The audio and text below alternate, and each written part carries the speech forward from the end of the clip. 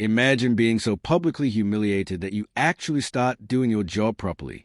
That's exactly what happened to Sadiq Khan after Robert Jenrick decided to play citizen journalist and expose the absolute chaos happening right under Mayor of London's nose. One viral video later, and suddenly Khan's Transport for London team discovered they actually knew how to issue fines all along. It's like watching someone pretend they can't open a jar until their ex shows up, and suddenly they're the strongest person in the room. Welcome back to UK Pancakes, where we flip the script on political incompetence faster than fair dodges jumping barriers at King's Cross.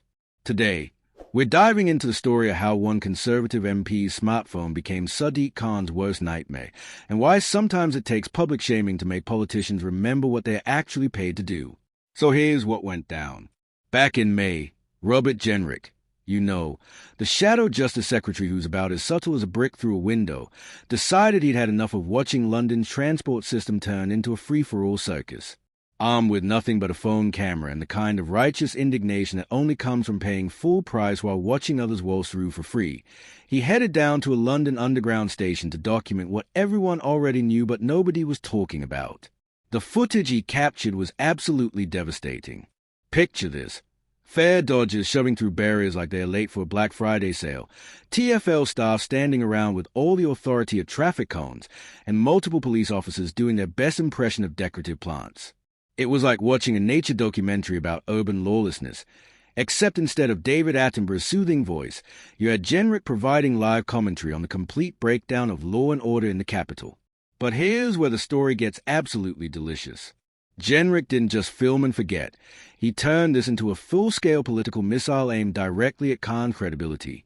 He accused the mayor of driving a proud city into the ground and not acting before deciding to take matters into his own hands. It was a political equivalent of saying, "Fine, I'll do it myself," and actually following through. The video went viral faster than bad news in Westminster, racking up tens of millions of views. Suddenly, everyone was watching London's transport chaos unfold in glorious high definition, and Khan found himself in the deeply uncomfortable position of having to explain why the system he's supposedly managing looks like it's being run by particularly incompetent teenagers. Now, you might think that's where the story ends. Politician makes video goes viral, everyone moves on to the next scandal. But oh no, this is where it gets really interesting, because someone at GB News decided to do what journalists are supposed to do, follow the money, or in this case, follow the fines. Using freedom of information laws. Those pesky little things that politicians pretend to love until they actually have to comply with them. GB News got hold of TfL's penalty fare notice data, and the numbers they uncovered are absolutely extraordinary. Between May 1st and May 28th, before Jenrick's video dropped, TfL issued 1,055 penalty fare notices on the Underground. That's roughly what you'd expect from a system that apparently being managed with all the efficiency of a chocolate teapot. But then, something magical happened. Starting from May 29th, the exact day Jenrick's video was released, the number of penalty fare notices suddenly skyrocketed. Over the next 28 days, TfL managed to issue 1,628 notices. That's a 55% increase. Folks, it's like watching someone discover they have superpowers, except their superpower is basic competence at their actual job. The daily numbers are even more telling. In May, the highest number of penalty fares issued in a single day was 81. In June, after the video's release, that number jumped to 117. It's almost as if having a viral video highlighting your complete failure to do basic enforcement might actually motivate you to, do basic enforcement. For the month of May, TfL issued 1,150 notices total. June's total shot up to 1,588. Now, either London suddenly experienced an unprecedented surge in fare dodging activity, or, and bear with me here because this might sound crazy, TfL staff suddenly remembered they were actually supposed to be checking for valid tickets. The implications here are staggering. This data essentially proves that TfL had a capacity to enforce fare payment all along. They just weren't bothering to do it. It's like finding out your teenager could clean their room the whole time. They just chose to live in squalor until you threatened to take away their PlayStation. When Patrick Christie's got Jenrick on GB News to discuss these revelations, the Shadow Justice Secretary delivered what can only be described as a masterclass in political vindication. Well, "Isn't it good to see enforcement against fare dodgers finally increase?"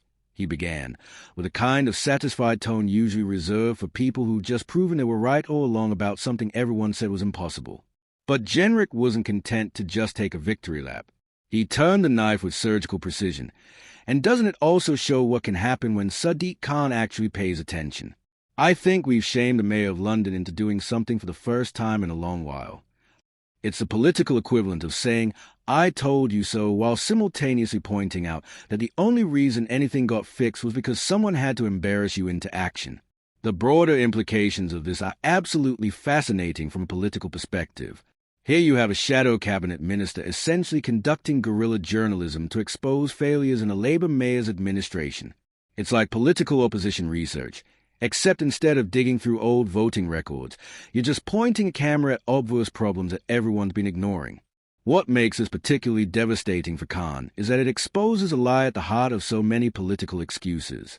How many times have we heard politicians claim that problems are complex, that solutions take time, that change is a gradual process? But here's proof that sometimes the solution is just deciding to actually do your job properly. The reaction on social media was predictably brutal.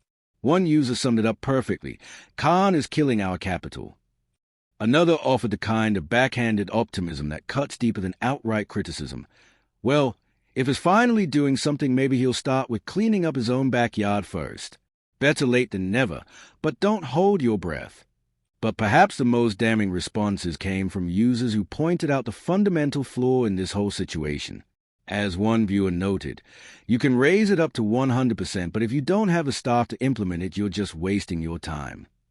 Another agreed, "Easy to raise a fine. He's got to issue it and collect the money." These responses highlight the core issue. The problem was never that TfL lacked the power to issue fines or that the penalties weren't high enough. The problem was that they simply weren't enforcing the rules that already existed. It's like having a speed limit, but never actually checking if anyone's following it, then acting surprised when people start speeding.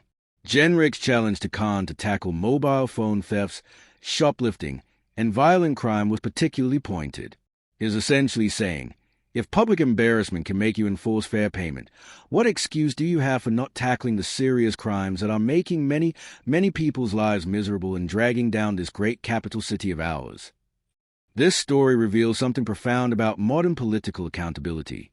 Traditional oversight mechanisms, council meetings, committee hearings, parliamentary questions, often fail to generate the kind of immediate action that one viral video can achieve.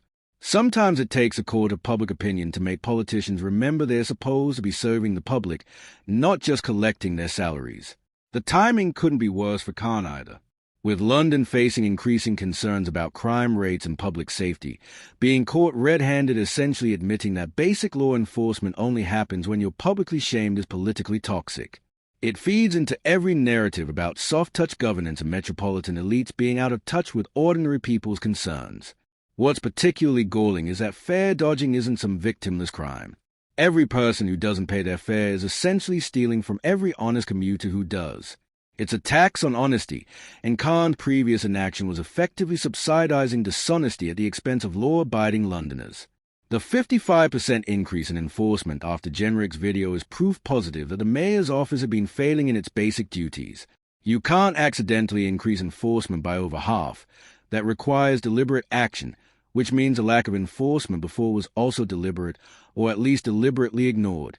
This scandal also raises serious questions about TfL's management and Khan's oversight. If enforcement could increase by 55% almost overnight, why wasn't it at that level already? How much revenue was lost due to previous inaction? And most importantly, what other basic functions are being neglected until someone with a camera decides to highlight them? The broader lesson here is that sometimes the most effective political opposition comes not from grand speeches in Parliament, but from simple documentation of obvious failures. Jenrick didn't need complicated policy proposals or detailed research. He just needed to point a camera at what was happening and let the footage speak for itself. For Khan, this represents a fundamental credibility problem. If you need to be publicly shamed into doing your job properly, what confidence in Londoners have that you're proactively managing the city's other challenges?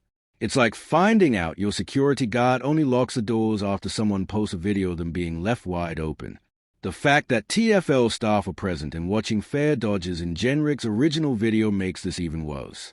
It wasn't a staffing issue or a resource problem. It was a decision not to enforce existing rules. That's not incompetence. That's negligence. Thanks for watching UK Pancakes. If this story of political accountability through public shaming got your attention, smash that subscribe button and let me know in the comments whether you think viral videos are becoming the new way to hold politicians accountable.